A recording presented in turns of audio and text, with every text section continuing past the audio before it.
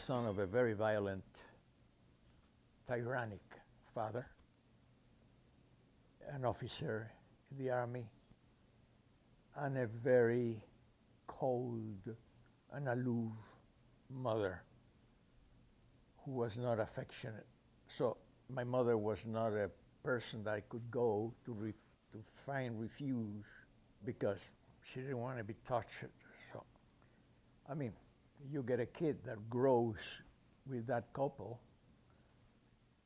and I didn't know at the time as a child that you necessarily don't have to love a couple of parents, a couple, mother and father, that don't show you affection and love.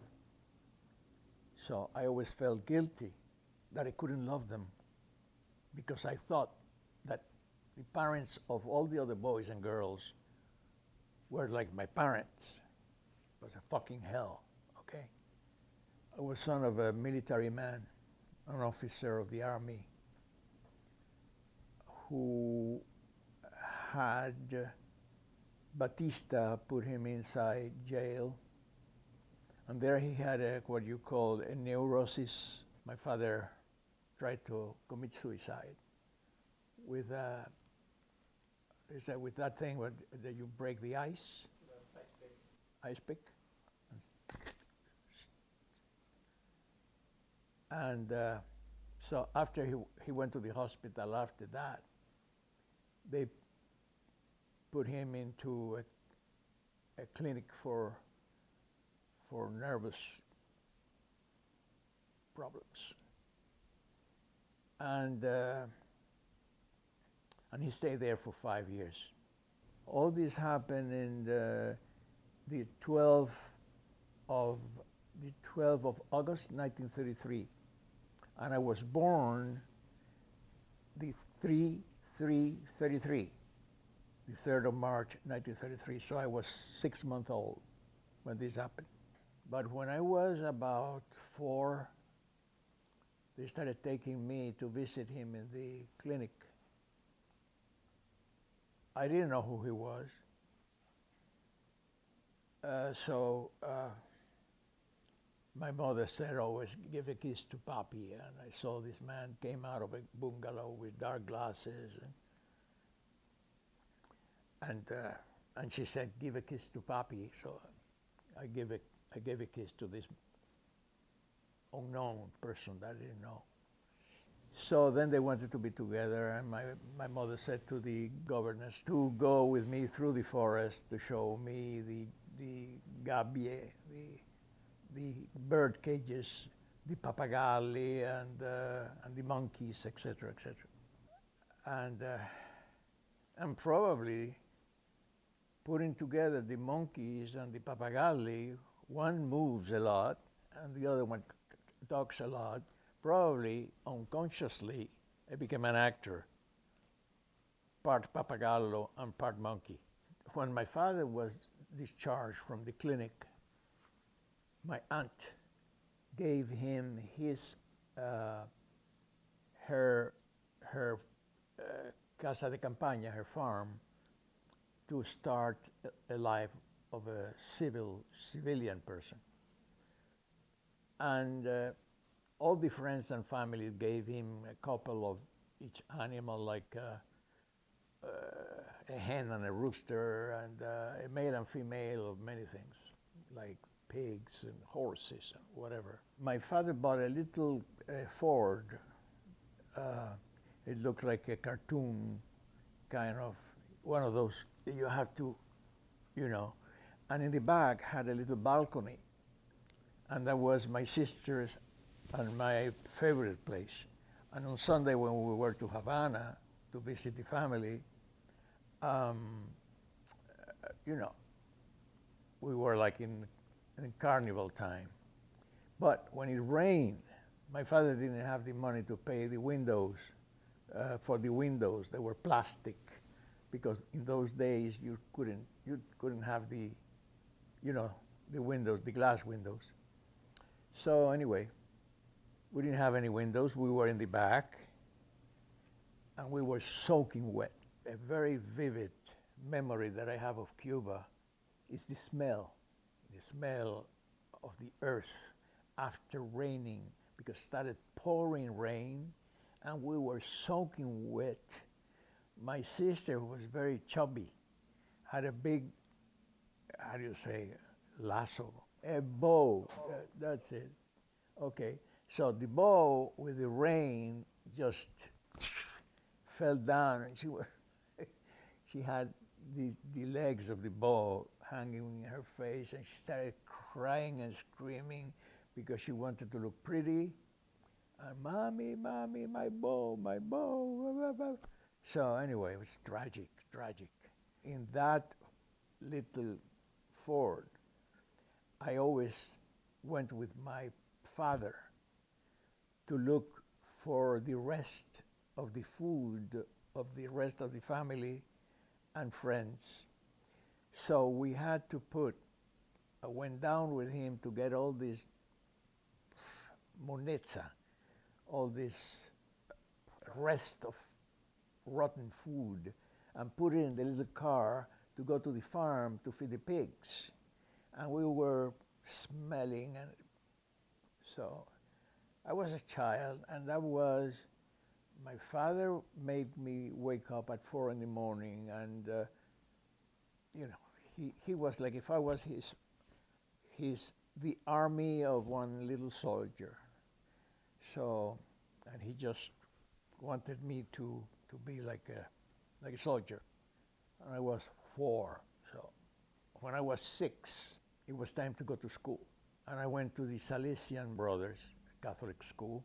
Batista was in power, and I happened to be the companion of my bench, of my seat in the class, the companion of Batista's son, Papo Batista. And I was very happy. I was sitting beside the son of the president. I was a child, I was 6. So I couldn't wait to arrive home, and said, you know who my companion in the bench is? Who? He said, Papo Batista, the son of the president. My father just beat the shit out of me, and telling me that I couldn't be a friend of the son of that bastard. He was a cruel man. He didn't talk. He just hit. And I remember once when the bone of a fish got stuck in my throat. I was kind of choking. He took me by my feet and he started just pa, pa. But I felt that was not for the bone to come out, but it was even some violence there against me. I felt that.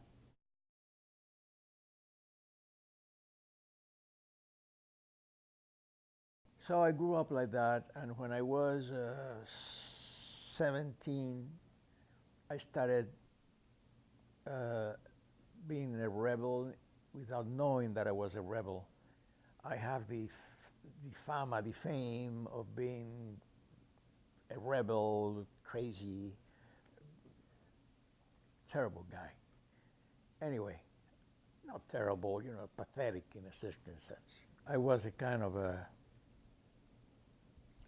playboy in Havana, doing nothing, getting up at 12 in the afternoon, get in my car, go to the club, take the sun, go to the beach, have lunch at the club.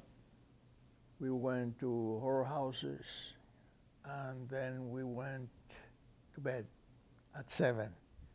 Useless to say. I went to the movies once and I saw East of Eden with James Dean, a movie directed by Elia Kazan. Raymond Massey was playing the father, the tyrant. Jimmy Dean was playing the misunderstood boy. And then I started walking home. It was at night. I was like 19 at the time. And I started thinking of the movie that I just saw. of the character that Jimmy did, in me it was like a click. I realized that they were people that were expressing and becoming other people. If whether, if, and becoming other people, and to become another people, another person, you have to be not very happy with the person that you are. And I saw a way of escaping reality, my fucking reality, that, you see, I just became a little violent because I inherited a little bit probably with what I saw in my childhood. Then I started reading everything about Jimmy Dean, and it says that he studied at the Actors Studio, where Marlon Brando studied, Montgomery Clift studied, Paul Newman. I read that it was a place very difficult to get in. You don't pay, and if you are accepted, you're a member for life. But after the auditions, I mean, at the end of auditioning 3,000 young people, they just get one or two, at the maximum three. I started doing my papers to emigrate, to go away from Cuba. And, but hiding from my family and from everybody.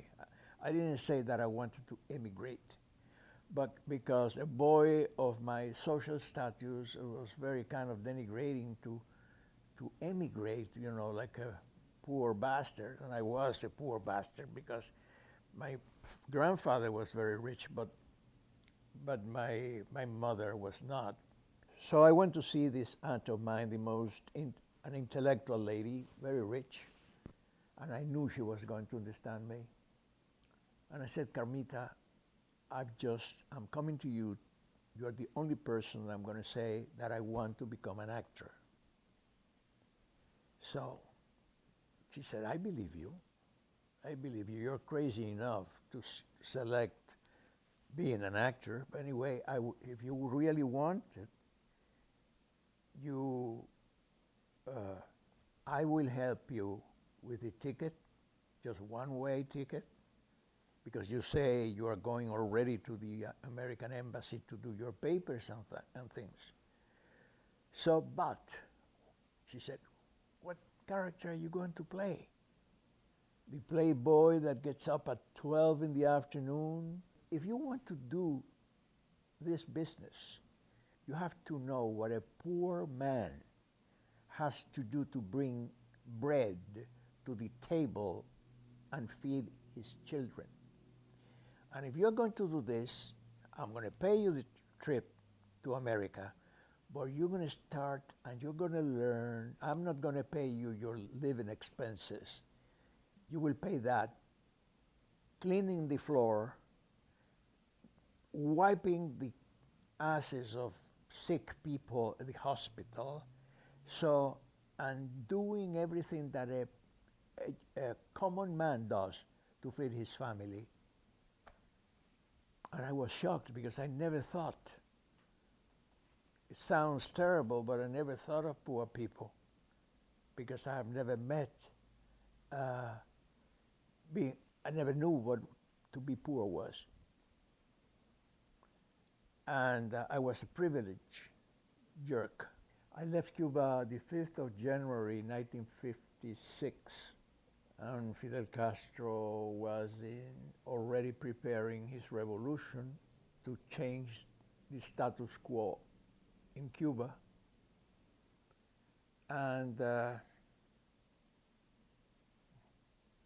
a certain sense, I left because I wanted to do my own revolution to change my status quo. On the 5th of January 1956, I took a plane and came to Miami. When I saw the poster, I said, Fisherman Without a Boat with Thomas Millian. I said, oh my God, then it's true. I mean, I am in a fucking poster. So I decided, so you know what? I am losing time here. I'm not going to even do the play. I'm going to get the little money that I have, get a Greyhound bus, and go to New York, and go to this famous actor studio to see what I have to do to get in there. And I did. And I left them. I don't know what happened because I just, you know, the boat didn't have the fisherman because the fisherman was already in a bus. Anyway, going away. And the first thing I did was go to the actor studio. And I sat in a brownstone stairs right across the street to look at the actor studio, dreaming about really seeing Marlon Brando coming out. I said, oh, hi, Tomas. Hi, Marlon. How are you? Oh, Mr. Kazan. Yeah. Daydreaming. So I got the courage, went to the door, opened the door. It was full of people, famous actors and ta-ta-ta. And I went to a table where there was a blonde lady there. And I said, what do I have to do to study here? And she said, first of all, learn English and speak English. You don't speak English enough to be a member of the actor studio. And then we really, this is not a school. So this is like a laboratory where famous and already known actors and actresses come to try to do things that they are weak in. So it's like a laboratory. So you pay with talent here. You don't have to pay money. So that's why we are so picky. In other words, I left very depressed, and I had to find a job. My first job was as an elevator operator, as a lift in the Presbyterian Hospital of New York. My uniform was a gray pair of pants, twice my size, you know, and a tight little jacket belonging to somebody very thin. So I inherited the uniform, the little bow tie, and a kind of a general hat. My father would have been very proud to see me dressed like that, even if I looked like a fucking clown, but it was a very military clown. And I was seeing myself in the mirror in the wall across the hall. And I just looked so ridiculous. And I said, my God, I am completely crazy. I mean, look where I am. And I left a life of privileges, etc. So I said, you know what I'm going to do? I'm going to join the Navy, because as I came as a resident, I was supposed to go to the Army to serve in the Army. So, but I thought that I was going to go with a bunch of Latinos, so I was not going to learn English. So I will use those years to learn English as if I am going to English school. So I applied for citizenship to be able to get into the Navy, because in the Army you could not apply for citizenship, but in the Navy, yes. So they sent me to Bainbridge, Maryland, and started doing boot camp there. I realized, I said, but let's take it easy and think I'm doing a movie. This is like a movie. You know, I am in a barrack with all my, fellow sailors. They're all Americans. I am a Latino. So I might be the Latino, like Abbott and Costello at the Navy, and I am like Carlos Ramirez with the maracas, Anyway, so I justify in that way to make it easier for me. And they thought I was very funny. For example, at dinner, they asked me, amigo. They call me amigo. Amigo, do you walk comfortable with shoes? I said, yeah. I said, but in your country, do they know what shoes are? And where is Cuba? I said, what is an island in the Caribbean? I said, do they have ice cream there? was, you know, so disgusting. Anyway, one day I got sick with kidney stones, and I lost my company. All my friends, the company that I was in, graduated, and I still had to go in a different company with different people. I said, no, I'm in Navy. I forget about Navy number 2 because too much for me. So I have to do something to get the fuck out of here. So what I did was I started doing exercises at 3 in the morning, getting up from the barrack, going out, and taking my shirt off and doing push-ups in the snow so I could get a cold. After I got the cold, I wouldn't say anything, and I would continue to exercise and run with the company till I got a level of fever that if I was going to try my first acting scene, but I had to arrive to the level of fever that I wouldn't give a shit if they found out that I was, you know, playing a part. I had 103 of fever, and I finally said it. They took me to the hospital. They gave me a cold shower so the fever could go down. And when the sergeant was bringing me a tray with a tea, hot tea, and some aspirin, I suppose, for the fever to go down, I said, now this is the moment. I'm going to play crazy. So I, hit the tray, and the whole cup and the whole thing went on top of the sergeant. And it's just a crazy guy could have done this. So I said, I need an analyst. I need an analyst. And tonight I want to be, I need a nurse with, and I described my mother with black hair and blue eyes. And I took her hand, and I started playing that she was my mother. I said, Mommy, I just want to confess something to you. I hate uniforms, and if they keep me here in this place, I'm going to kill myself, like my father did. After 15 days, they say, Tomas, we have studied your case.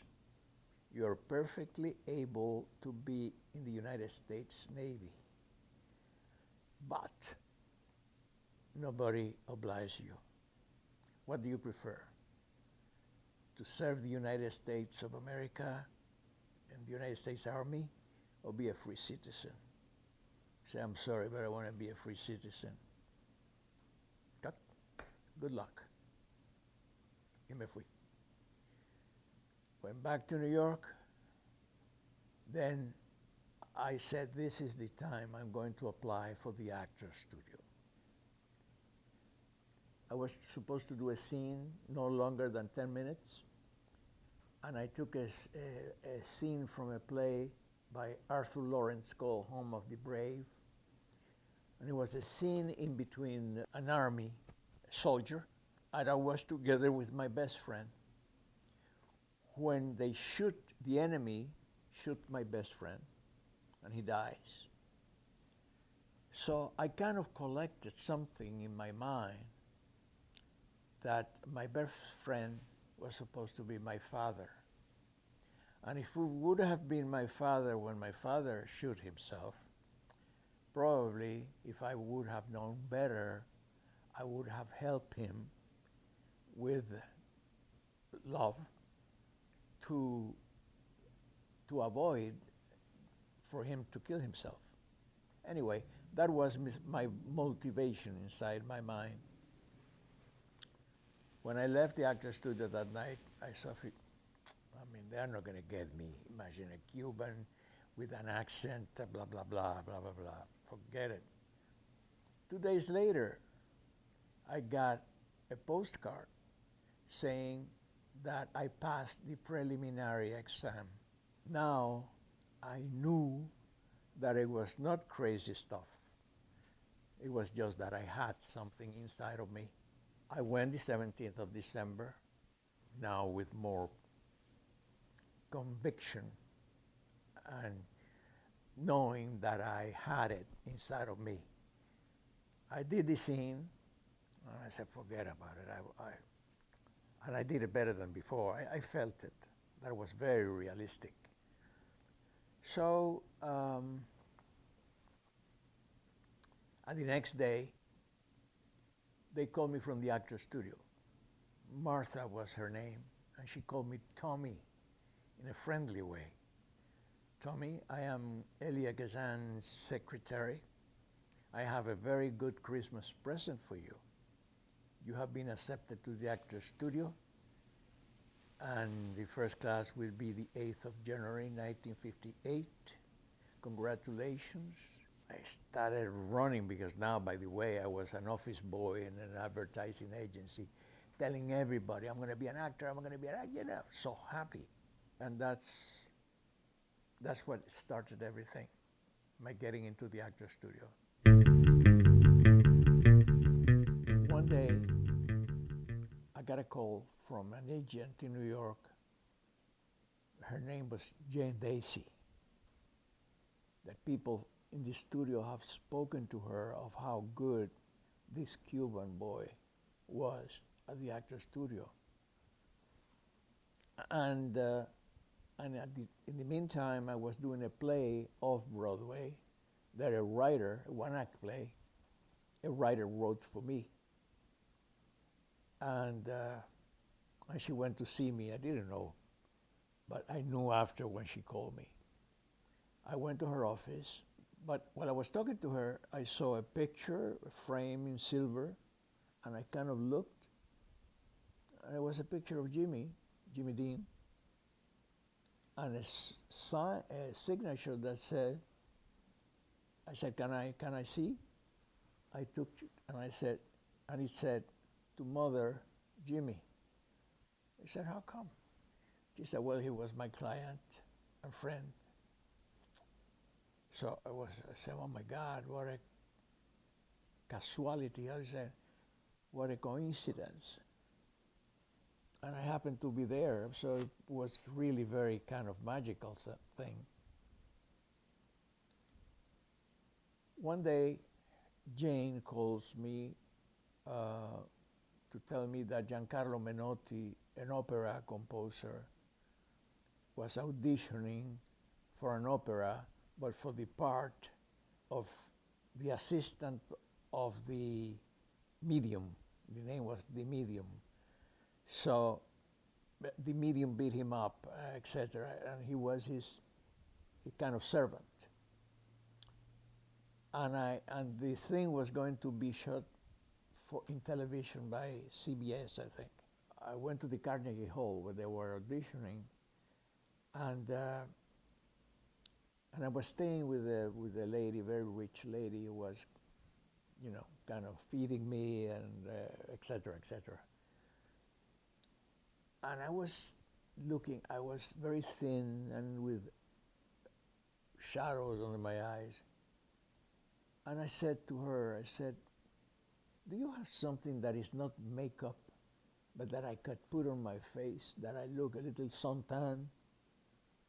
Oh, yeah. She said, oh yeah, I have this liquid called Tan in a Minute by Helen Rubinstein. I said, what do I have to do? She gave me the bottle. I said, what do I have to do here? And she said, just pour it in your hands, do like this, and just pour it in your, oh, mamma mia, in your face.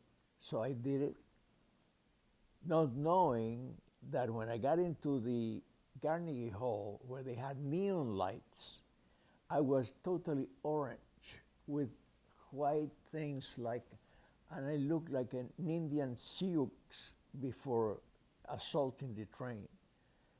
So anyway, it was pathetic. There were about 30 young guys there, and I remained with the Puerto Rican shorted guy.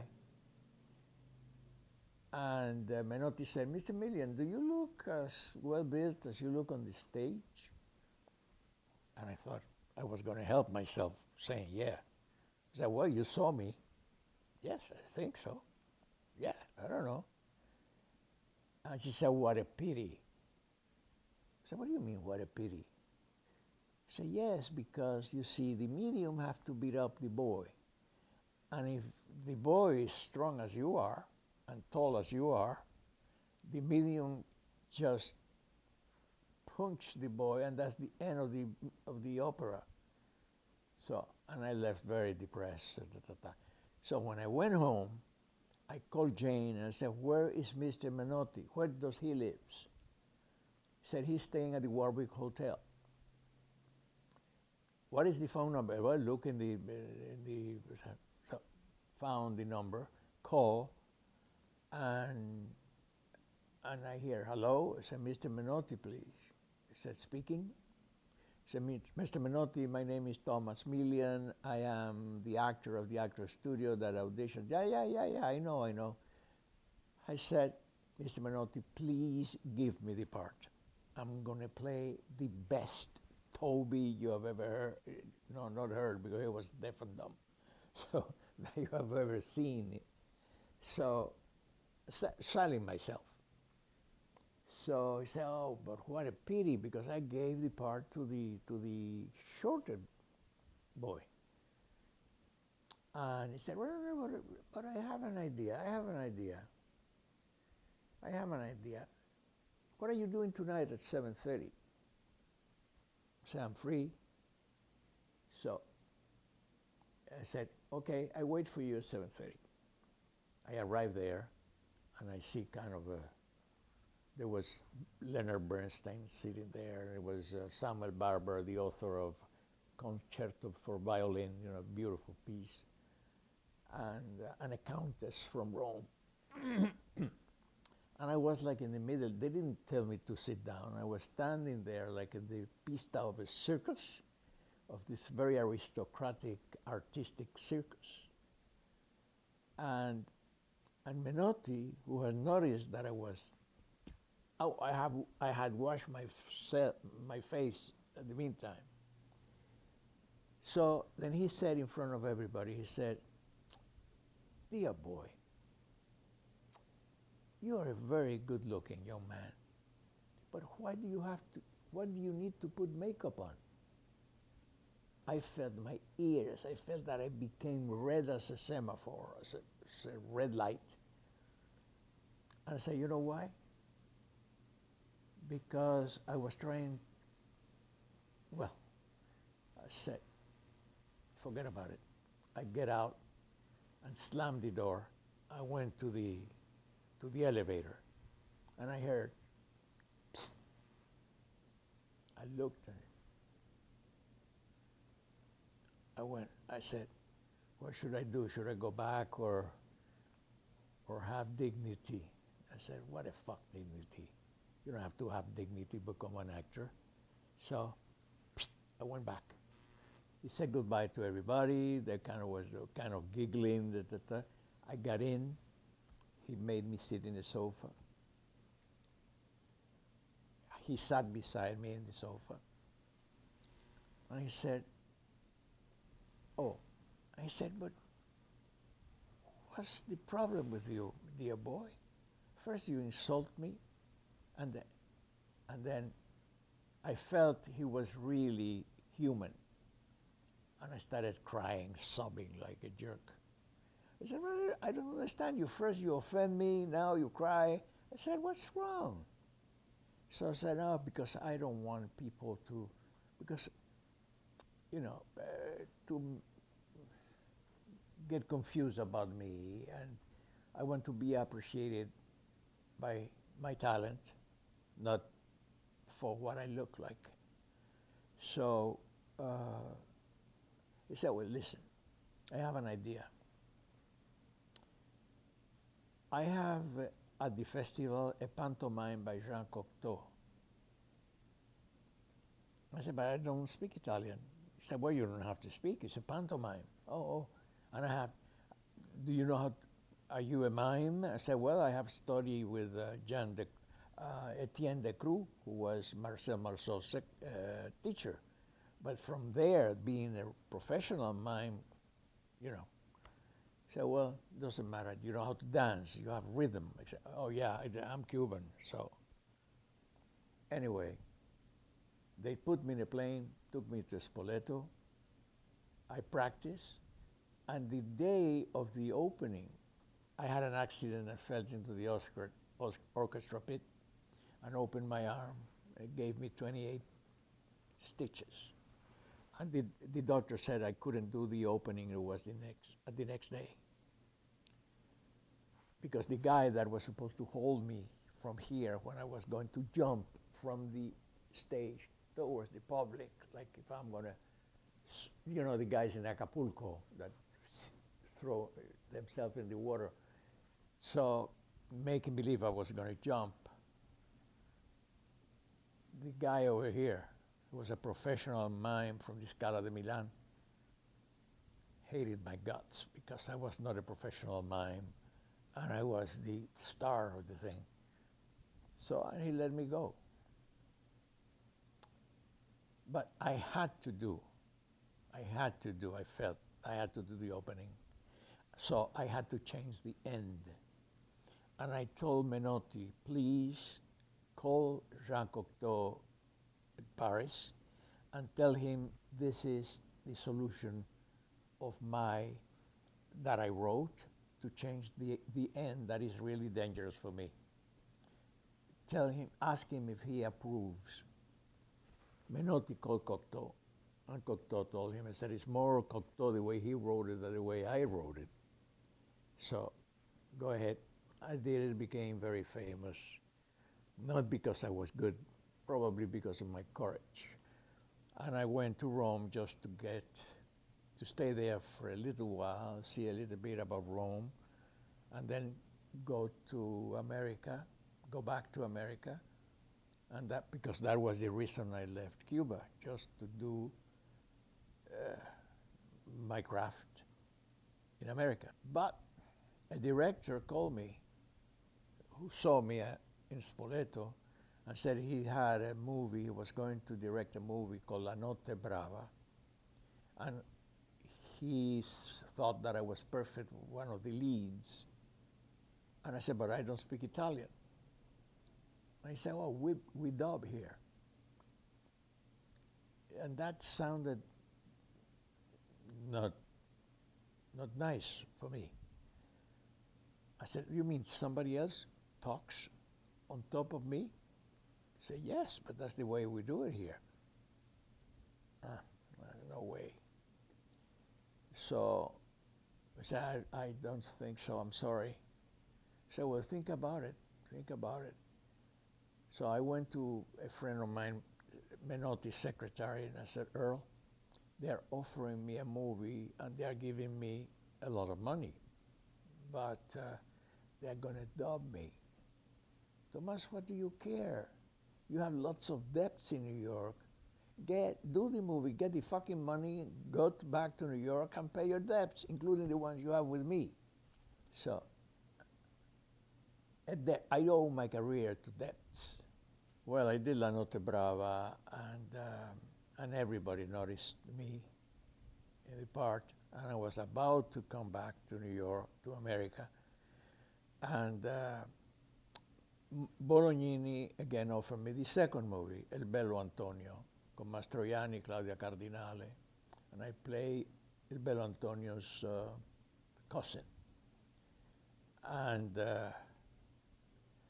Bolognini thought that to put glasses on me so I wouldn't look bello like the Bello Antonio that was Mastroianni. So he put glasses on me because in those days having glasses meant to be ugly. I don't know. So, but everybody noticed me again in a different type of part. And I was about to go, but Claudia Cardinale told me in Sicily where we were shooting that there was a producer in Rome that wanted to sign me for a 5-year contract. I said, no, I can't because I have to go back to America to do my... So, but the producer, Cristaldi, spoke with an agent. The agent called me, told me how much they were going to give me, It was a lot of money for the first year, more money the second year, more, even more the third year, like that. It was really a lot at the fifth year. So, and I couldn't say no to that. But I knew that was going to change my destiny, that my life was going to change radically. In the meantime, at the building that I was living, I met Rita, my wife. We married. She gave me a son. When Tommaso was like 5 or 6, I realized he had to go to school, that I never was going to go back to America. With Cristaldi, in that contract, I did lots of intellectual movies. And I became known as an intellectual actor, very good, but intellectual actor. I did a movie with Visconti, Boccaccio 70, and with the top directors in Italy.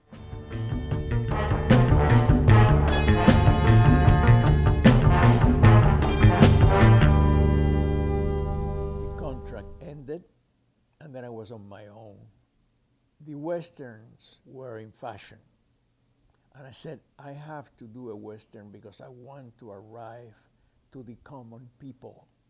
And I remember my aunt when she said, the common man, that I had to have the experiences of a common man. It was a Spanish-Italian co-production.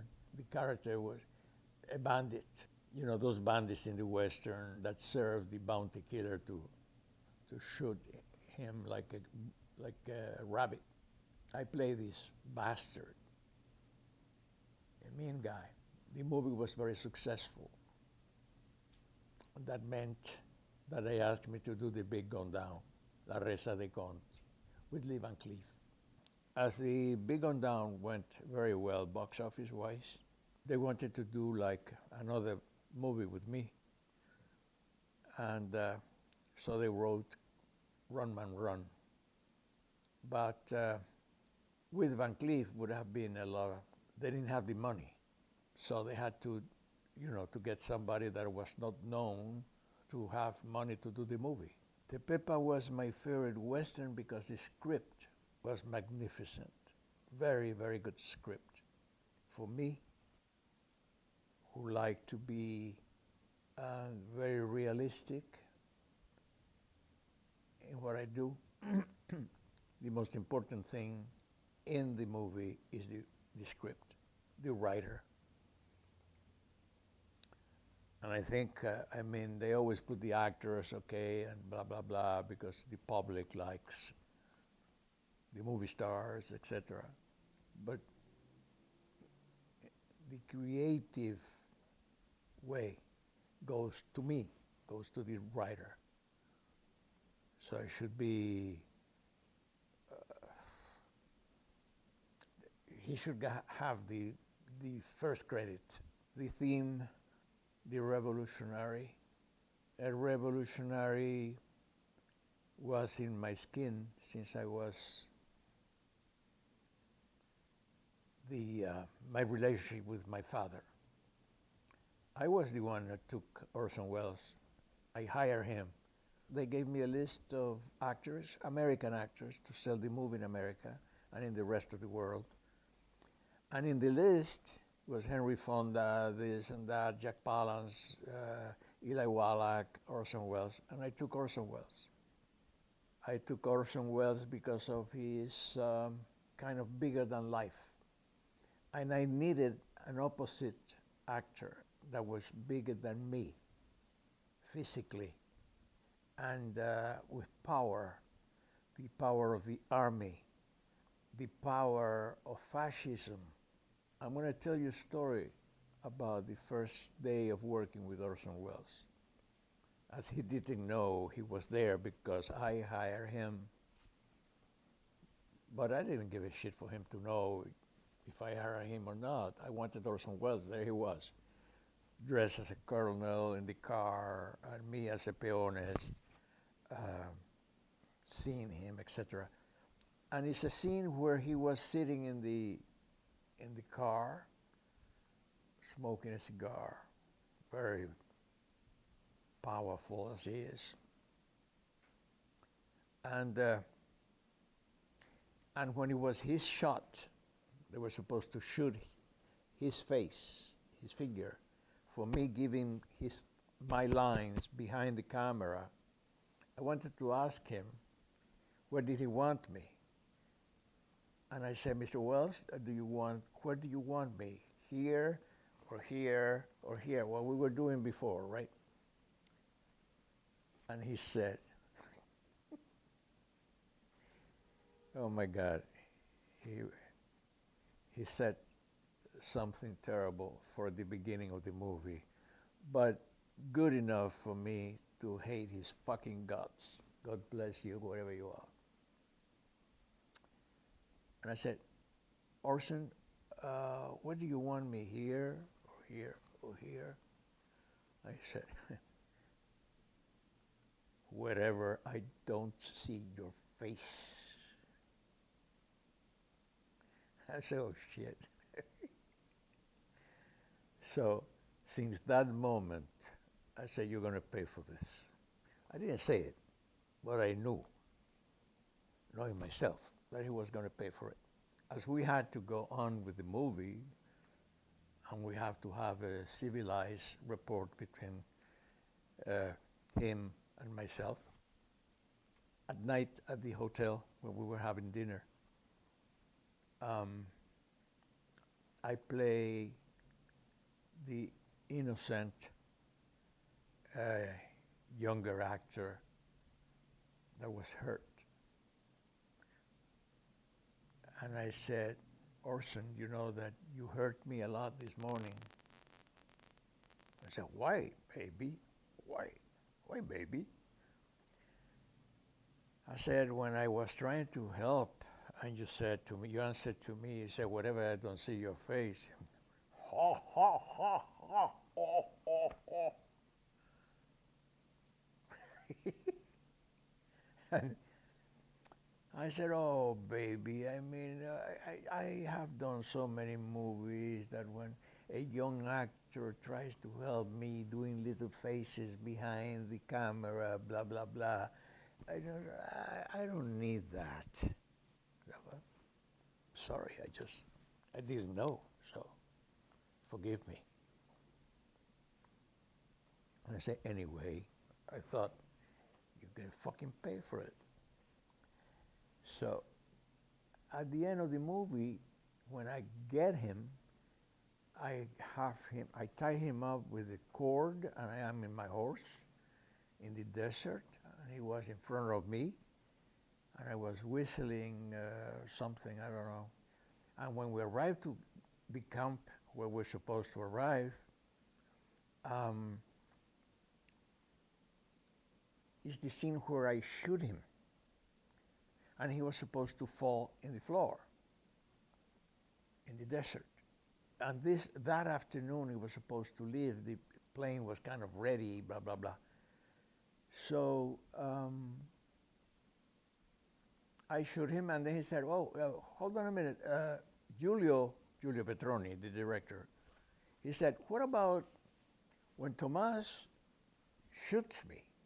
I accused the bullet, and then you cut and find me already in the floor, so I don't have to, fall in the floor and get dirty. And